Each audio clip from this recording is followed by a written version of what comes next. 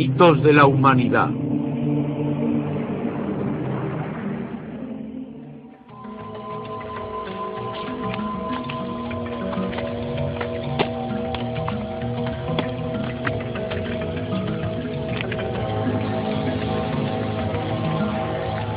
El diluvio universal.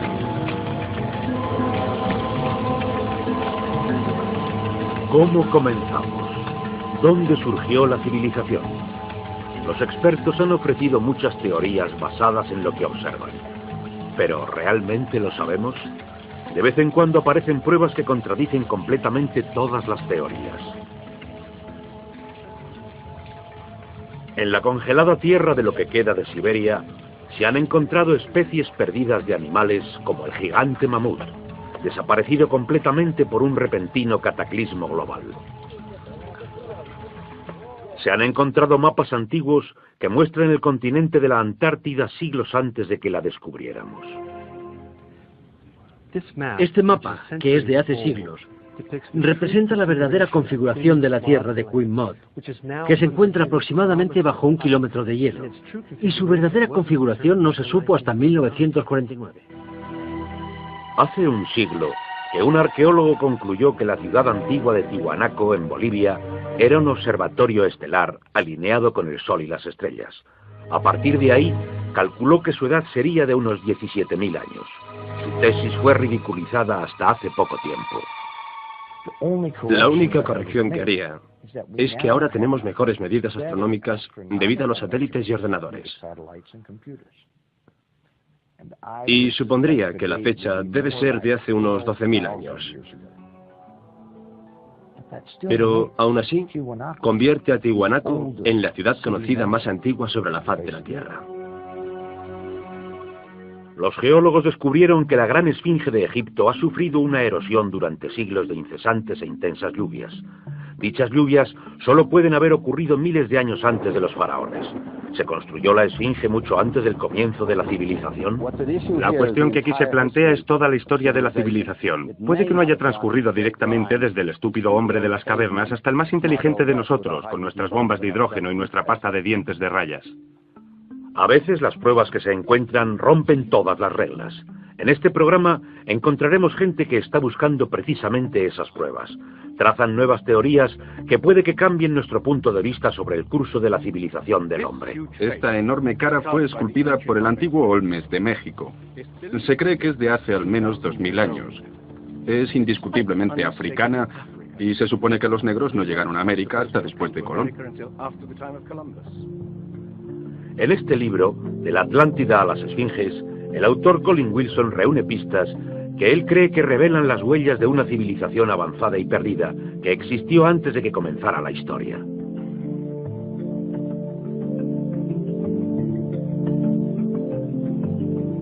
El filósofo griego Platón describió dicha civilización destruida por un enorme cataclismo y de la que le hablaron sacerdotes egipcios. Él la llamó Atlántida.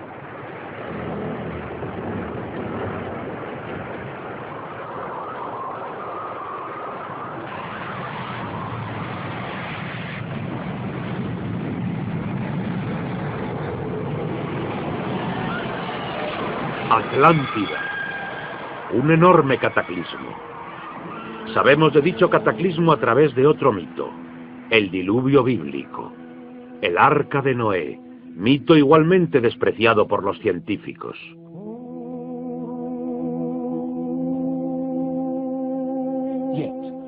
Aun cuando rechazan el diluvio bíblico y el Arca de Noé como una fábula, los científicos están ignorando el hecho de que a lo largo de todo el mundo hay cientos de mitos sobre el diluvio, aparte del de Mesopotamia o del hebreo, que cuentan la misma historia del desastre mundial que prácticamente eliminó a la humanidad antes de la historia escrita.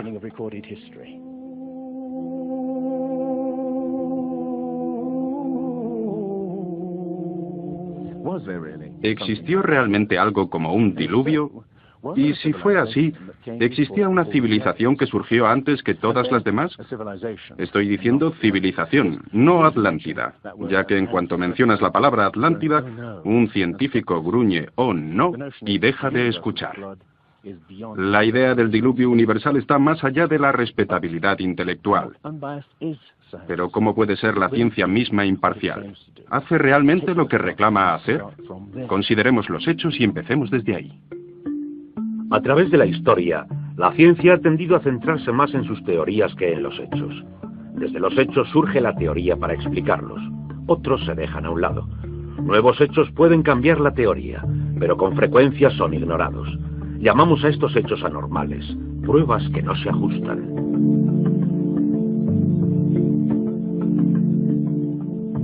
En su controvertido libro La arqueología prohibida, los científicos Thompson y Cremo muestran qué pasa con las pruebas que contradicen las reglas. En los últimos 150 años, estos arqueólogos y antropólogos han descubierto muchas pruebas, literalmente, a la vez que excavaban. Básicamente lo que encuentras es algo que nosotros llamamos un filtro del conocimiento. Esto es una característica fundamental de la ciencia y de la naturaleza humana. La gente tiende a filtrar quitando las cosas que no se adecúan. Así que en la ciencia te encuentras con que las pruebas que no encajan en el paradigma aceptado tienden a eliminarse. No se enseñan ni se discuten. Y la gente que dispone de cierta educación científica generalmente ni siquiera aprenden sobre ellas. De lo que estamos hablando, por ejemplo, se demostró en Iatlico, México, en 1996, cuando la arqueóloga Jan Steen McIntyre amenazó con cambiar completamente el punto de vista teórico convencional de que la humanidad es relativamente nueva en la mayor parte de la Tierra, que penetró en Siberia hace unos 30.000 años y definitivamente no en América hasta hace aproximadamente 20.000 años. En México, Jan Steen McIntyre descubrió herramientas de piedra y huesos humanos que fueron fechados mediante diferentes test científicos. Pensamos que teníamos un yacimiento antiguo. Esto fue en el 66 y pensamos que quizás eran de hace 20.000 años. Cuando finalmente teníamos las fechas, resultó que era de hacía 250.000 años. A decir verdad, hubiera sido feliz con la fecha de 20.000 años de antigüedad. Habría hecho mi carrera. Por aquel entonces era bastante naif y pensé, perfecto, me voy a quedar con estas fechas. Tenemos la información, tenemos los hechos. Expongamos los hechos y partamos de ahí. No me di cuenta de que arruinaría mi carrera. Se le han obstaculizado todas sus oportunidades profesionales desde entonces. Se cerró el yacimiento y le fue denegado el permiso para futuras investigaciones. Permanentemente. E incluso a principios de año, después de 3 décadas, los arqueólogos descubrieron huellas de humanos en Siberia de hace 300.000 años, fecha que Jan Steen McIntyre no considera improbable después de todo. No es necesariamente una conspiración deliberada en el sentido de que un grupo de personas se reúnen en un cuarto de fumar y deciden, vamos a engañar a la gente. Es algo que sucede automáticamente dentro de la comunidad científica. Cuando una prueba dada discrepa con la teoría predominante, entonces automáticamente se deja de hablar de ella. No la divulgan. Y eso significa que la ciencia no progresa de la manera que uno esperaría.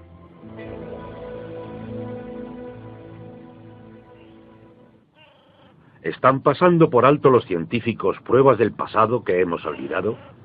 ¿Pueden ser verdad los mitos que nos cuentan de que hubo una civilización en este planeta que se perdió miles de años antes de la historia escrita? Un grupo de investigadores nuevos está buscando precisamente las anomalías que la ciencia tiende a desechar. Se hacen preguntas que puede que cambien nuestro punto de vista sobre el curso de la humanidad. El fuerte inca de Sacsayhuamán, de edad indeterminada y construido por gentes que no utilizaban herramientas de metal pesado ni cemento, ni conocían la polea, la rueda o la grúa.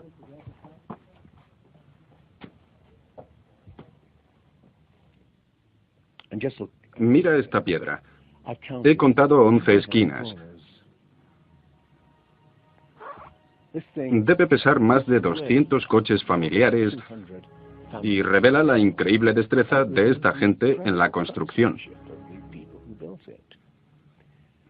Estas cosas revelan también algo más. Una increíble habilidad para manejar cosas de este tamaño.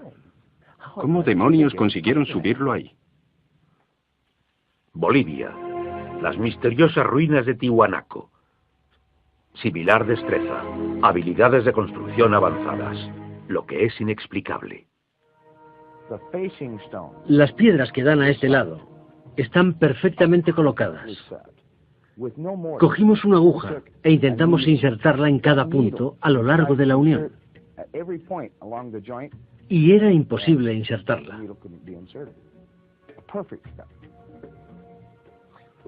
Cuando los conquistadores españoles preguntaron a los incas si habían construido el Tiwanaku, dijeron, no, no lo construimos. Estaba construido hace miles de años. Las pruebas muestran que fue construido por una civilización avanzada. Un descubrimiento al azar revela lo avanzados que seguramente habían sido. Los bloques de la construcción de Tiwanaku no están unidos con cemento. Cualquiera que los separe descubrirá el inesperado destello de metal que mantiene las piedras juntas. Lo que parece increíble aquí es que para mover cada obra donde se necesitaba una grapa, tenían que tener algo así como una planta de fundición portátil para mantener el metal en un estado de ignición sin llama.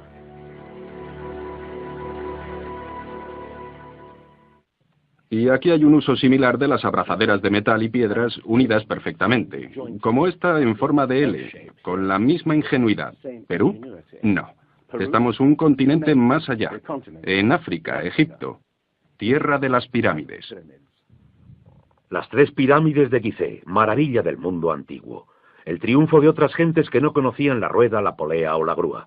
¿Cómo fueron capaces de hacer un trayecto tan alto con bloques de construcción de 100 toneladas? Es una proeza que la tecnología moderna tampoco puede explicar ni imitar. Soy ingeniero y puedo decirte que subir tan alto bloques de este tamaño requiere una grúa especial. Entonces, gente que no tenía estas grúas especiales, ni siquiera una simple polea o una rueda, y utilizaba herramientas de cobre, ¿cómo pudieron hacerlo? Bobal cree que la Gran Pirámide de Gizeh fue algo más que una tumba que delata un nivel inexplicable de alta tecnología. En su libro sobre el Génesis, Robert Bobal y su coautor Graham Hancock enumeran muchas proezas inexplicables. El experto en perforación Chris Dunn. Esta es una increíble obra maestra, un misterio. ¿Cómo lo hicieron? El sarcófago en la cámara del rey. ¿Cómo los constructores primitivos consiguieron hacer coincidir el contenido interior con el de la misma piedra del sarcófago hasta llegar al milímetro cúbico? Una proeza que requiere un conocimiento sofisticado de física, un misterio como la perforación misma. La manera típica de hacerlo primitivamente sería con un taladro de arco. Deslizarían la herramienta dentro de la pieza utilizando arena o diamantes. Para mí esto llevaría mucho tiempo, demasiados años para hacerlo. Entonces permíteme que te pregunte, ¿cómo crees que lo hicieron? Creo que tenían que utilizar algún tipo de herramienta eléctrica. Hoy día, si fuéramos a taladrar esto, introduciríamos el taladrador en el granito a una velocidad de 2/10.000 de milímetro por revolución del taladrador. Ellos introducían bastante más rápido que eso. ¿Más rápido? Investigadores como Chris Dunn se preguntan sobre el propósito de este instrumento en un fresco escondido. ¿Taladradores eléctricos? Parece una conclusión precipitada. Todavía rastros de taladradores de alta velocidad presentan misterios sin resolver. Ahora fíjate en esto. El increíble trabajo de precisión. La suavidad total de estos muros en la tumba destinada a toros sagrados. Y que prueba el tremendo nivel de destreza de estas gentes. Pero, por supuesto, esto se podría explicar con cientos de hombres puliendo durante 10 años. Pero, ¿qué me dices de un misterio de verdad? El misterio de los jarrones egipcios. No como este jarrón de cerámica que acabo de comprar, sino de los hechos de alabastro, basalto, incluso diorita, que es la piedra más dura de todas ellas. El misterio es este. Es suficientemente fácil ver cómo puedes agujerearlo taladrando completamente hasta dentro. Pero, ¿qué me dices de estas piezas alrededor de las esquinas? La tecnología moderna es incapaz de hacerlo. Y, sin embargo, los antiguos egipcios diseñaron miles de estas, algunas de ellas 2000 años antes de la civilización que se supone nació aquí. ¿Cómo? El misterio está todavía sin explicar. Inexplicable. ¿Cómo pudieron los constructores alinear las gigantescas pirámides impecablemente hacia la dirección de los puntos cardinales? Perfectamente este-oeste y norte-sur, con una precisión no igualada por los constructores modernos. La Gran Pirámide parece ser un modelo matemático del hemisferio norte e incorpora un valor trascendental del pi del radio del diámetro de la esfera a sus circunferencias y un concepto superior de las matemáticas.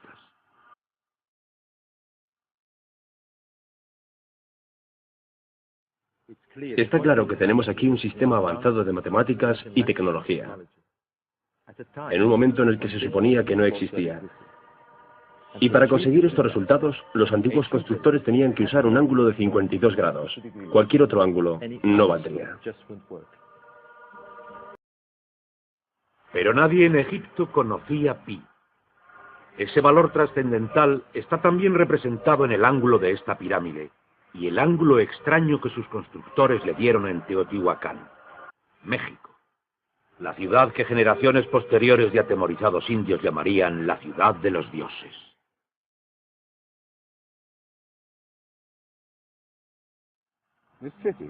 Esta ciudad fue más grande que el Imperio Romano. Lo que estamos viendo es una serie de cuencos que se llenaban de agua, cuya superficie suave y como un espejo reflejaba los cielos, y su murmullo servía también como avisador de terremotos. Estos templos en el lado opuesto se cree que representan cuerpos celestiales. Una cosa está clara: todo este lugar parece tener un tipo de obsesión con la astronomía y la eternidad. En los equinoccios, el 21 de marzo y el 21 de septiembre, estas pirámides representan gigantes sombras a lo largo del eje, lo que hace de ellas un perfecto reloj para la gente que estaba obsesionada con la medida del tiempo y la precisión.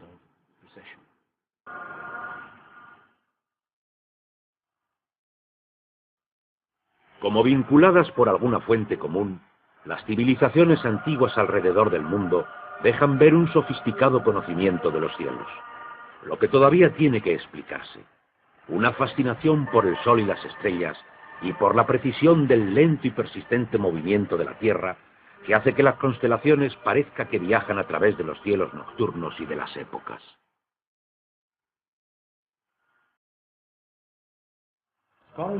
Los estudiosos afirman que los antiguos egipcios no tenían un gran conocimiento de astronomía, pero aquí se ve claramente su fascinación y conocimiento sofisticado del cielo.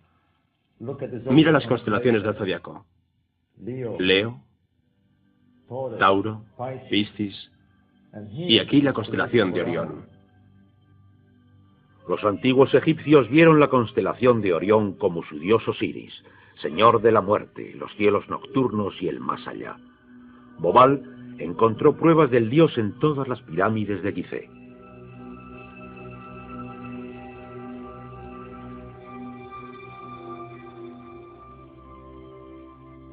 Es realmente un misterio. Pequeños ejes señalando hacia arriba. Solo ejes de ventilación para los egiptólogos. Pero los astrónomos piensan diferente. Para el antiguo Egipto, esto era Rostau, salida al más allá, reino del dios Osiris u Orión. En el antiguo Egipto, Orión era Osiris, el gran dios de la resurrección. Esto es una reconstrucción del cielo en el año 2500 a.C., y fue increíble descubrir esto. Los rayos conducen a Orión y a la estrella Sirius o Isis, consorte de Osiris. En textos antiguos, Bobal encuentra que deben haber servido en ceremonias secretas para hacer que faraones muertos resuciten como estrellas en la constelación de Orión. Uno de estos textos dice: «Oh rey que viajas por los serpenteantes canales de la Vía Láctea, al lugar donde Osiris reside».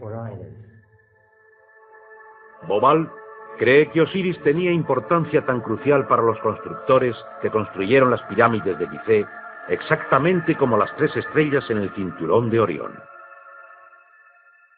Aunque parezca increíble, esa correlación fue solo el principio. Descubrió que los antepasados habían dado nombres de estrellas a otras 2 pirámides contemporáneas cerca de allí. Miró entonces el desgastado plano y se quedó anonadado. La constelación de Orión, el dios Osiris, estaba colocada en la misma posición en el cielo que en la tierra. México, donde Teotihuacán presenta otro paralelismo. La leyenda llama a esta la ciudad de los dioses y sugiere su propósito de transformar a los hombres en seres celestiales. Como en Egipto con las pirámides de Giza, los mitos hablan de su significado como reencarnación en las estrellas. Este es el secreto de Teotihuacán.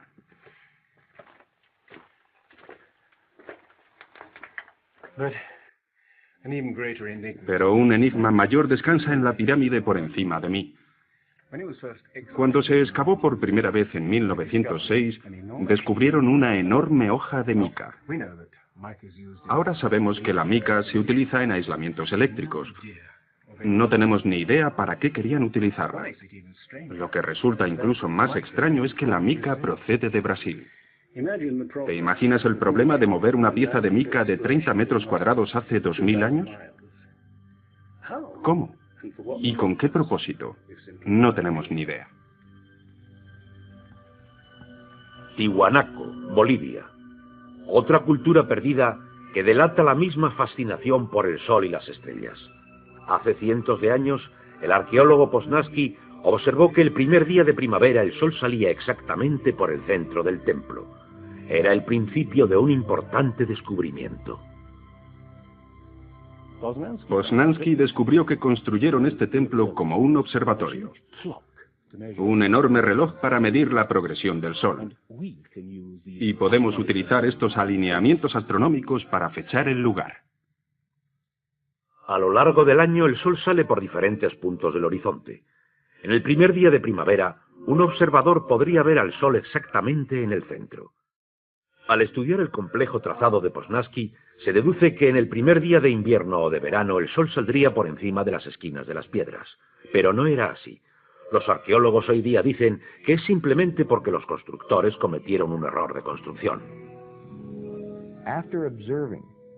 Después de observar la perfección con que fue construido este lugar, con piedras de 100 toneladas, sugerir tal cosa como que las marcas de los solsticios están equivocadas me parece increíble. Neil Steve verificó los cálculos de Poznański. Al medir el ángulo de las esquinas y comparar ese ángulo con las posiciones del amanecer, Poznański pudo calcular que el Tiwanaku fue construido hace 17.000 años. En aquel entonces, la inclinación del eje de la Tierra era ligeramente diferente a la de hoy. En aquellos días, los soles de verano e invierno habrían salido por encima de las esquinas.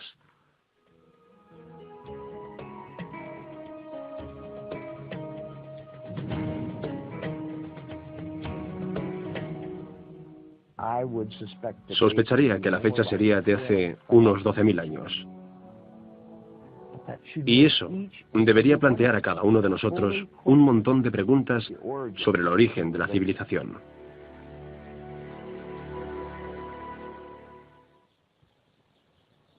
¿Dejó una civilización perdida en el tiempo sus huellas en varios lugares del mundo? Sacerdotes egipcios contaron al filósofo griego Platón que dicha civilización había existido hace 12.000 años, pero según la ciencia, esta civilización no apareció hasta hace 5.000. ¿Podría haber aparecido antes?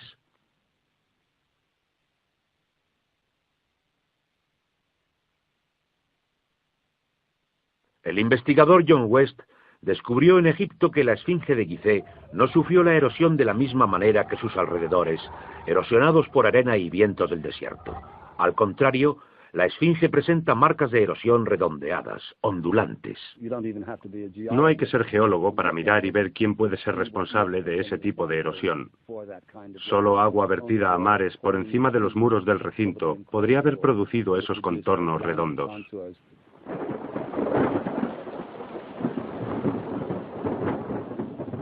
¿Agua en el desierto del Sáhara? No en la época de los faraones. Para ello hay que retroceder hasta el final de la era glacial, unos 10.500 años antes de Cristo. Miles de años antes de que existiera algún faraón. Pero, ¿por qué tiene entonces la esfinge cabeza de faraón? La cabeza es desproporcionadamente pequeña. Vista particularmente desde el aire, se ve que el cuerpo de la esfinge es largo y aplanado, y la cabeza parece como un alfiler encima de él. Para nosotros esto es una indicación de que la cabeza ha sido reesculpida. En otras palabras, en un momento dado de su larga historia, la cabeza era redonda. John West cree que la esfinge fue originariamente un enorme león que un desconocido grupo de escultores esculpió en la roca miles de años antes de Cristo. Sufrió la erosión cuando al final de la era glacial cambió el clima causando lluvias incesantes durante siglos. Solo miles de años después esculpieron los faraones su cabeza a su propia imagen.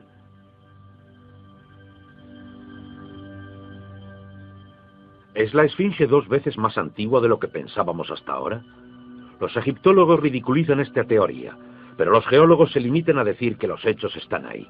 Más extraño aún, según Robert Bauval, las pruebas astronómicas sugieren que las pirámides de Gizeh parecen todas ellas apuntar a esta increíble antigüedad. El trazado de Gizeh coincide misteriosamente con la posición de Orión en el año 10.500 a.C., cuando la esfinge parecía un león, su propia imagen en los cielos. Cuando Orión empezó una lenta ascendencia a través de las épocas señalando una nueva era. El ajuste de Orión a esa fecha distante corresponde precisamente con las 3 pirámides pequeñas detrás de las mismas pirámides. Y hay otros muchos hechos sorprendentes que proporciona la astronomía.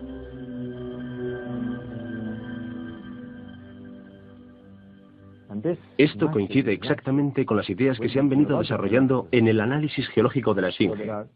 Así que hay justo 2 ciencias indicando que la esfinge podía ser de hace 10.500 años antes de Cristo.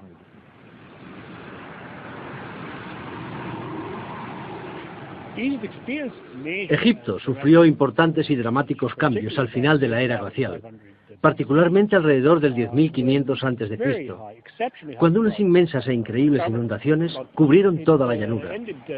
Terminaron tanto con el valle del Nilo como con el delta en general. 10.500 años antes de Cristo, época de inundaciones. ¿Podrían los diseñadores de Gizeh señalar esa distancia en el tiempo? La época en que el mito cuenta que el dios Osiris y sus ayudantes ascendieron del caos para traer los primeros frutos de la civilización. ¿De dónde venían?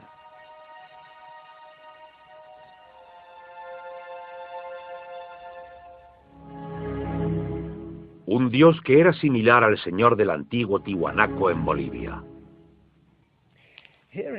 Aquí está el misterio de la ciudad de Tiwanaku, el dios al que veneraban. Alto, barbudo, descrito como blanco. Viracocha surgió de los tiempos del caos y de la destrucción a través de las aguas para traer algún tipo de renovación a la raza humana. El dios blanco Viracocha. En México se le llama Quetzalcóatl, que vino con otros para traer los primeros frutos del conocimiento. Su imagen está por todo Teotihuacán. La serpiente emplumada, símbolo enigmático del dios Quetzalcóatl, quien vino al este después de tremendos cataclismos para traer la civilización a esta parte del mundo.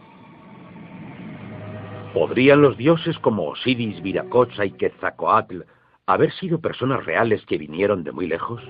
¿Supervivientes de un cataclismo que había destruido sus hogares y civilización? La pregunta que nos hacemos es la siguiente.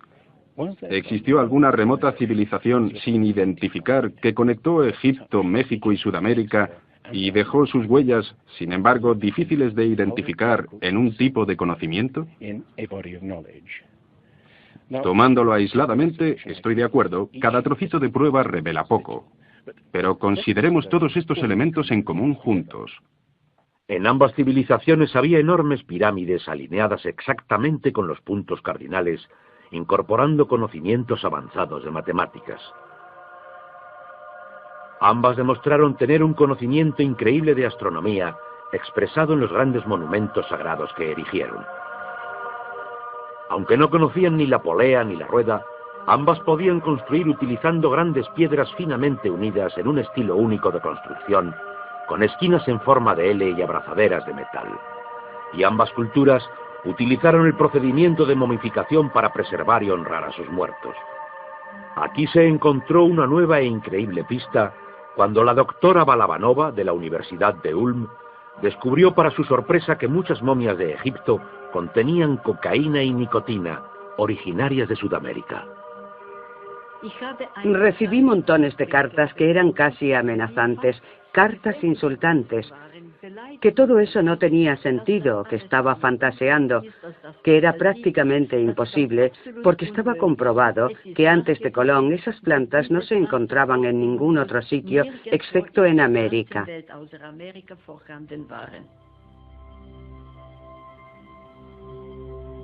Pero su investigación se repitió en cientos de momias y pudo comprobarse sin ninguna duda.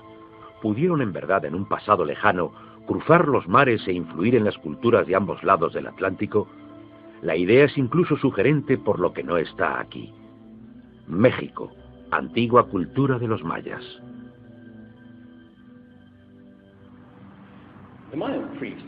Los sacerdotes mayas tenían mesas para predecir los eclipses de sol y de la luna. Pero hay algo muy raro sobre los mayas. Nunca comprendieron el principio básico de la rueda. Fueron capaces de visualizar la eternidad como ninguna otra cultura anterior. Pudieron pensar en millones de años y sin embargo nunca aprendieron a pesar un saco de grano. Sofisticada civilización que al final murió porque no supieron desarrollar métodos agrícolas sencillos para poder alimentar a sus propias gentes. Lo que estoy sugiriendo ¿es posible que sencillamente heredaran una parte específica de sus conocimientos de una civilización más antigua y sabia? Conexiones. A veces las pruebas están ahí para que las veamos todos. El antiguo Olmes en México les puso a sus gobernantes la cara de un africano. ¿Y qué me dices de esto esculpido por estos mismos Olmes? Es genéticamente imposible para los indios tener barba. Y tienes esta cara de un blanco caucasiano esculpida hace 2000 años, antes de que los españoles llegaran por primera vez al Nuevo Mundo.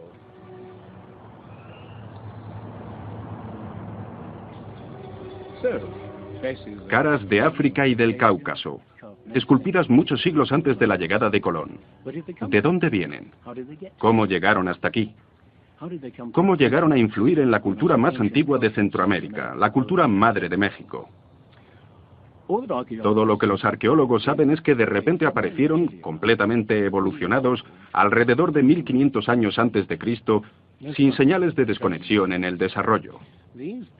Esta gente, cuya expresión característica eran enormes caras esculpidas en piedra, cabezas de caucasianos y africanos, parecen haber aparecido de no se sabe dónde.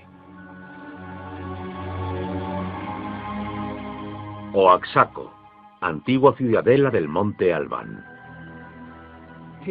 Aquí, más al sur de México, se encuentra lo que parece el último registro de estos hombres misteriosos, ya que estas figuras esculpidas en piedra parecen ser las figuras muertas en batallas, desnudos, desesperados, la mayoría de ellos castrados. Esto puede ser el punto donde estos hombres desaparecieron de la historia. Entonces, ¿una sofisticada civilización de navegantes cruzó el Atlántico siglos antes de Colón? Hay, pues, otra parte de las pruebas. Estos mapas antiguos que sugieren que antiguos navegantes poseían un conocimiento del mundo que nunca antes se ha explicado. Un puzzle para los científicos a lo largo de este siglo. En 1513, el almirante turco Piri Reis planificó partes del mundo nunca antes vistas.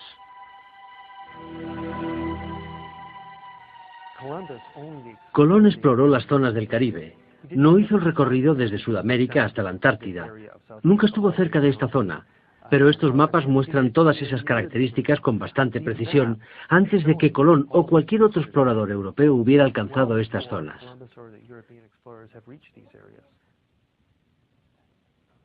Este mapa, que es de hace siglos, representa la verdadera configuración de la Tierra de Queen Maud, que se encuentra aproximadamente bajo 1 kilómetro de hielo, y su verdadera configuración no se supo hasta 1949. Inexplicable. Durante tiempo han considerado la extraña proyección utilizada. Se encontró semejanza a la utilizada en un submarino nuclear moderno que mide el mundo a medida que se mueve desde el centro de donde parte. En este caso, el centro era Siene, Egipto, cuna de antiguos cartógrafos. Lo único que el mapa parece distorsionado, pero muestra con bastante exactitud esta parte del mundo. Y hay más.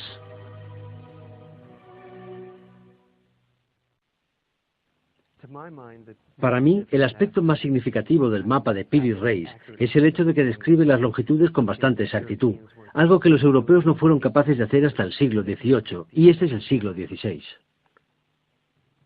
Distancias. Esta historia comienza en estas playas en 1707, cuando la flota inglesa navegaba desde el Mediterráneo hasta las costas de Inglaterra. En aquellos días era bastante fácil determinar a qué distancia estaba el norte o el sur, midiendo el ángulo que el Sol y las estrellas hacen con la superficie de la Tierra. Pero no existía tecnología para determinar a qué distancia quedaba el este o el oeste. Distancia. Bien, el almirante Sir Cloudesley Shuffle se enfureció cuando un marinero de un país del oeste le dijo que estaba a unas 20 millas más allá del este y era probable que naufragara la flota en la costa. Cuando los oficiales le aseguraron que el curso estaba bien, hizo que colgaran al marinero por insubordinación. En sus últimos momentos de muerte, debió haber deseado no haberlo hecho. Se encontraban barcos a miles, pero ahora la pérdida de toda una flota dio lugar a la búsqueda de un reloj preciso que pudiera calcular la longitud. Pasarían 2 generaciones antes de que finalmente se creara. Aún así, el mapa de Piri Reis era 250 años más antiguo, mostrando ya conocimiento de las distancias. En el mapa de Piri Reis se menciona el hecho de que es copiado de fuentes de otros mapas. Estas son copias de otras copias. La mayoría de la gente que ha investigado cree que los mapas pueden datar de la época de Alejandro Magno, pero realmente son aún más antiguos. Mapas del mundo diseñados antes de que aprendiéramos a navegar los océanos. Inexplicable tecnología de construcción, conocimiento sofisticado de matemáticas, astronomía. Si hubo una tecnología tan avanzada capaz de pasar su conocimiento a los constructores de la Esfinge y a las gentes de los Andes en México, ¿qué pasó con ella?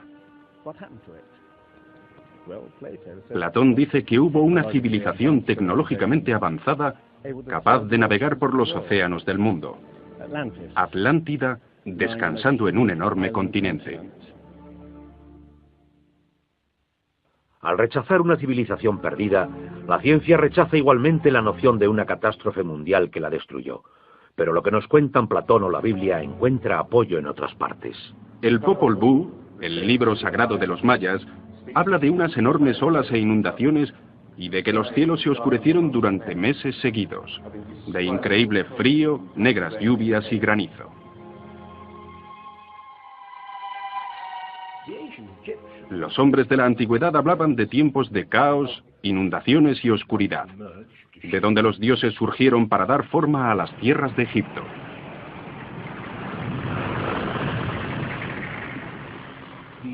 El disco solar de los aztecas habla de 4 ciclos de destrucción: inundaciones, fuegos, vientos y sangre de las guerras. Y de prever el fin del mundo a consecuencia de grandes movimientos de las entrañas de la Tierra.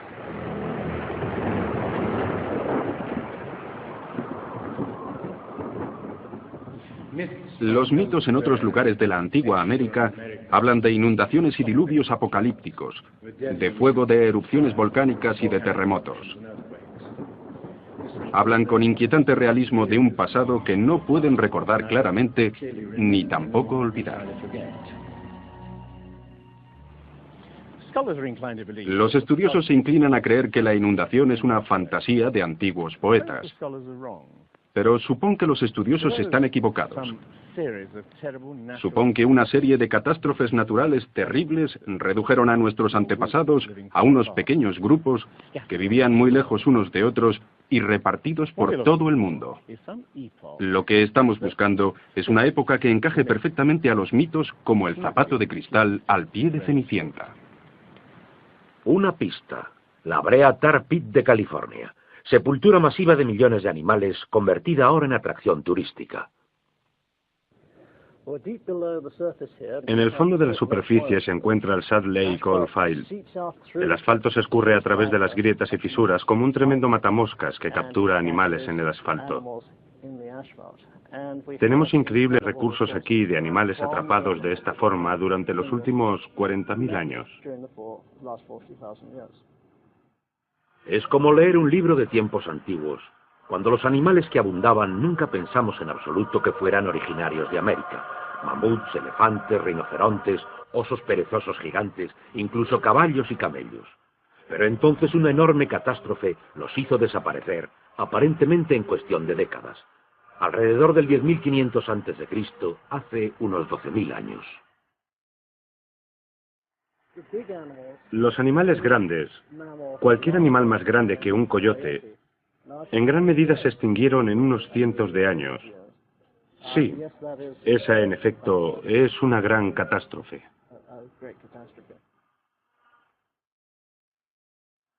La prueba de una catástrofe. La edad del hielo. Hace unos 12.000 años.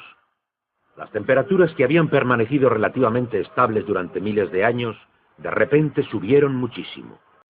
Un asombroso aumento de más de 5 grados en un período de 3 a 10 años solamente. Este es el increíble descubrimiento de los científicos que perforaron en la capa de hielo de Groenlandia para investigar los cambios atmosféricos. Al núcleo de hielo de Groenlandia, alguna gente lo ha llamado la piedra roseta del clima, ya que es posible ver cómo puede cambiar el clima tan rápidamente. Es realmente un gran descubrimiento. Y este cambio ocurrió entre 3 años y un par de décadas próximas a lo que vemos hoy día.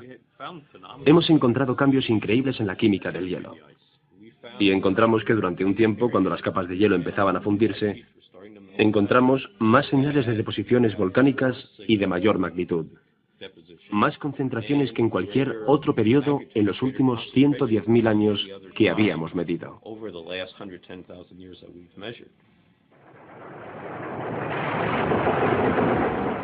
Movimientos volcánicos sin precedentes acompañados de cambios bruscos de temperatura y enormes inundaciones. Capas de hielo de más de 1 milla de espesor se derritieron en décadas. El nivel del mar subió hasta por encima de los 1.500 metros. Aparecieron mares donde había habido tierra. Se podía caminar desde Gran Bretaña a Escandinavia en un tiempo en el que la revolución climática dio forma al Mar del Norte. Fueron tiempos en que grandes inundaciones cubrieron las planicies de Norteamérica. Por eso ese esqueleto de ballenas fue encontrado en Michigan. Un tiempo de cataclismo al final de la edad de hielo que puede que se ajuste a los mitos. Solo en el Nuevo Mundo, alrededor de 70 clases de animales se extinguieron. Mamuts, osos perezosos gigantes, camellos, caballos. Lo pondré en perspectiva. En los 200.000 años anteriores, menos de 1/3 parte de ese número desapareció para siempre. Y el mismo modelo extraordinario de extinción se repitió en Europa y Asia. En Siberia y en Alaska se encontraron masas de huesos de millones de animales que perecieron en un cataclismo. El mamut gigante no fue víctima de los cazadores prehistóricos, sino de una catástrofe natural. A finales del siglo, cazadores siberianos se tropezaron con el cadáver de un enorme animal. Cuando se desenterró y transportó, se encontró que su estómago contenía plantas sin digerir procedentes de climas templados. El animal había sido totalmente congelado, más rápido de lo que cualquier moderno congelador es capaz. Lo que es cierto es que hace unos 12 o 13.000 años, un terrible frío abatió Siberia y no ha parado desde entonces. El misterio de los mamuts congelados ha dado lugar a algunas extrañas anécdotas, algunas ciertas y otras no. Como la historia de los filetes de mamut servidos en Fairbanks, Alaska. Lo que es cierto realmente es un informe del siglo XIX del naturista ruso Baron Wrangel, que descubrió la isla de Oso, que se encuentra al norte de Siberia, y donde la arena estaba sujeta literalmente por arrecifes de hueso y colmillos de mamut y otros animales que habían desaparecido en alguna extraña catástrofe primitiva. La extinción masiva, la tremenda actividad volcánica, la rapidez con que se derritió el hielo, parece sugerir que tuvo lugar una increíble revolución del clima hace 12.000 años. Parecen existir algunos factores, pero no sabemos exactamente cuáles.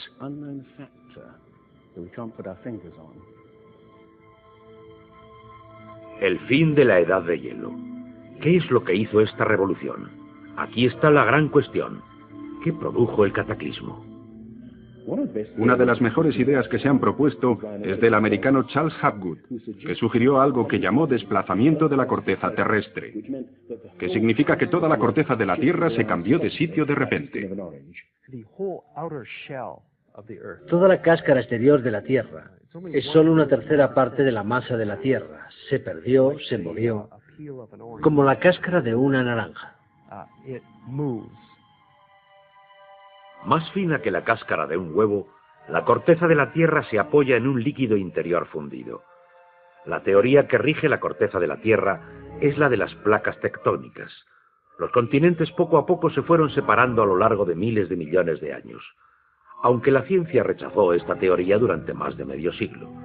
Y ahora igualmente rechaza la idea de que la corteza terrestre pueda moverse como una unidad. Pero un científico estaba fascinado con la idea. Si hubiera vivido más tiempo, se hubiera considerado más seriamente la teoría del desplazamiento de la corteza terrestre. Su nombre fue Albert Einstein. En resumen, esto es lo que expuso. Cuando di con el trabajo de Hapgood, me quedé fascinado. Era una idea tan simple, pero que explicaba un gran número de problemas. Hapgood tenía la teoría. La cuestión era cuál era el mecanismo que ponía la enorme cosa en movimiento. Y fue Einstein quien planteó la idea. La enorme cantidad de hielo acumulado alrededor de los polos pudo hacerse de 3 kilómetros de grueso. Hielo que se extendió hasta el centro de América. Estos incontables billones de toneladas de hielo, si se formaron de forma desequilibrada, podrían haber causado que toda la Tierra vibrara como una rueda con un gigantesco peso colocado en su borde. Esta vibración, de hecho, sería suficiente para causar ese cambio de la corteza terrestre. Hace 55.000 años, el Polo Norte estaba colocado cerca de Europa, pero de repente se desplazó a Hudson Bay, en Canadá. Alrededor de 12.500 años antes de Cristo, lo hizo de nuevo hasta donde se encuentra ahora. ¿O es mejor decir que las tierras y los mares han sido arrastrados a lo largo del polo, impulsados por el desplazamiento repentino de la corteza terrestre? Y si fue así, esta es una de las cosas que habría pasado al final de la Edad de Hielo. El desplazamiento impulsó a América fuera de la zona polar. El mar a su norte se congeló con una capa fina de solo milímetros de espesor. La enorme capa de hielo que había sobre Norteamérica se derritió en pocos años.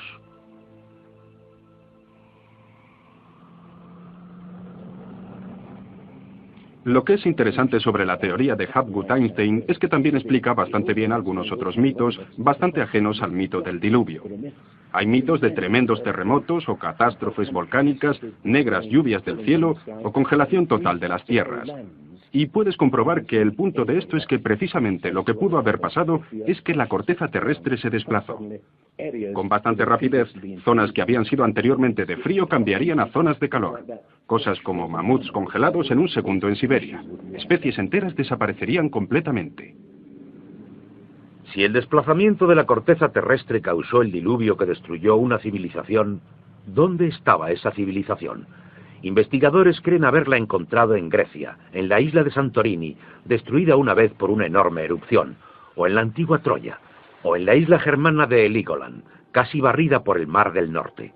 Han buscado continentes hundidos en el Océano Atlántico, pero no se ha encontrado nada. Y es exactamente este problema lo que ha echado por tierra la Atlántida de Platón como una proposición seria para serios estudiosos.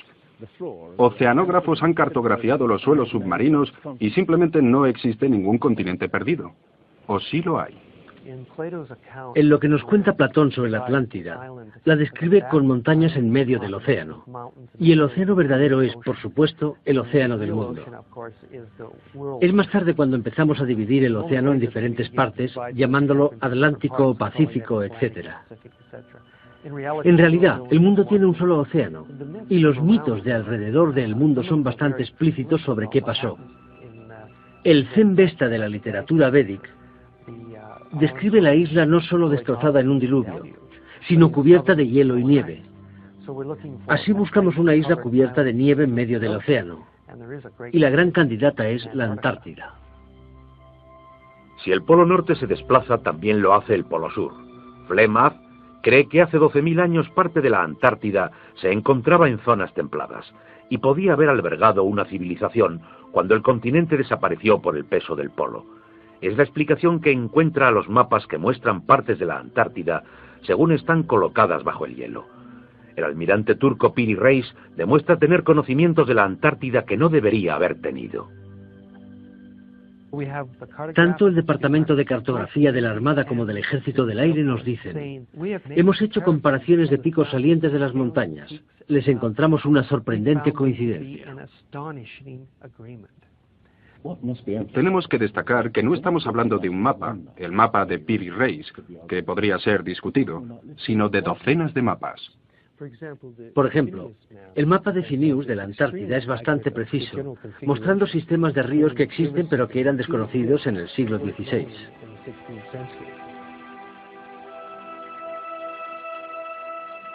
No se descubrió la Antártida hasta aproximadamente el año 1800. ¿Cómo pues pudieron los cartógrafos registrarla gráficamente? Solo según Flemeth, si lo hicieron de copias de mapas milenarios. Información que sencillamente no debería estar ahí. Hace solo unos 25 años que sabemos que debajo de la capa de hielo de la Antártida existen algunas islas, un continente, un mar congelado entre ambas. Sin embargo, la información estaba ya en este mapa. A lo que me refiero es que estas islas corresponden a esta zona, y los tipos de nevadas por aquí son muy intensas. Prácticamente nada por aquí. Estas islas de abajo de aquí se unirían antes de que se juntaran a la masa continental, por lo que hubo caminos por aquí durante varios miles de años. Y estos fueron probablemente caminos por aquí antes de que se juntaran. Lo que se describe aquí es algo que creo ocurrió hace unos 8.000 años, no posterior a 6.000 años antes de Cristo. No hay forma de saber cómo ocurrió, excepto suponiendo la existencia de una civilización que tuvieron ciertos conocimientos de cartografía y navegación, que fueron reinventados de nuevo en nuestra época. ¿Fue el comienzo de la civilización humana más antiguo de lo que pensamos? Se puede pensar que muchos elementos en este programa solo añaden insensatas sugerencias, que tomadas aisladamente pueden ser todas ellas discutidas. Pero si se ponen todas las piezas juntas, como las de un puzzle, se empieza a visualizar un modelo, como el que surge de los mitos. Una civilización que desapareció y fue olvidada mucho antes de la historia escrita.